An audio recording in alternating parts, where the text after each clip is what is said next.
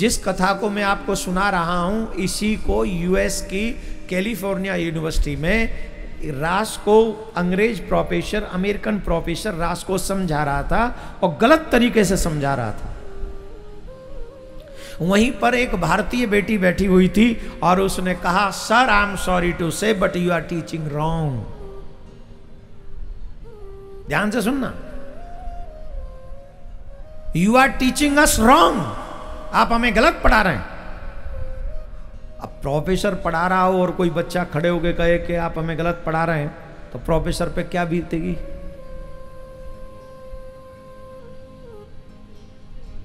तो प्रोफेसर ने कहा, do you know anything about this chapter?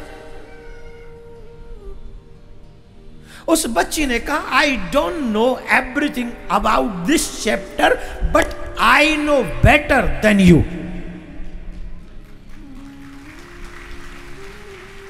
मुझे पूरा नहीं पता है पर आपसे अच्छा पता है। तो वो प्रोफेसर थोड़ा अमेरिकन था तो उसको थोड़ा लगा, बोले यस कम हियर और पढ़ाओ। उस बच्ची ने रास के सब्जेक्ट को, चैप्टर को पढ़ाया और जब उसने खत्म किया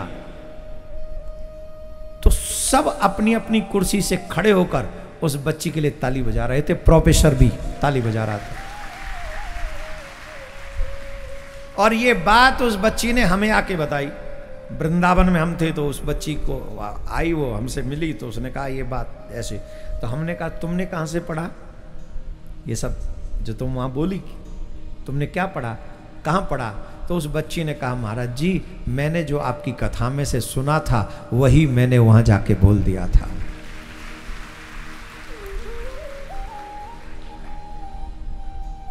और आपकी कथा में उससे लाख गुना ज़्यादा अच्छा पढ़ाया जाता है, कम से कम इस चैप्टर को। आप सोचिए, एक बच्ची अमेरिकन यूनिवर्सिटी में अपना झंडा बुलंद करके आ गई और यहाँ हमारे बच्चे मुंह लटका लेते हैं रास के नाम पे, because they don't know anything about it. उन्हें कुछ पता ही नहीं है। और पता कहां से होगा? जब तक सुनेंगे नहीं तब तक सत्य पता नहीं चलेगा। अब सुनिए ध्यान से, ये रास काम युक्त नहीं है, काम मुक्त है। जिस रास पे अज्ञानी लोग, मूर्ख लोग उंगली उठाते हैं, उन्हें नहीं पता कि ये रास हुआ ही इसलिए था कि कामदेव को उसके ठिकाने पहुंचाना था।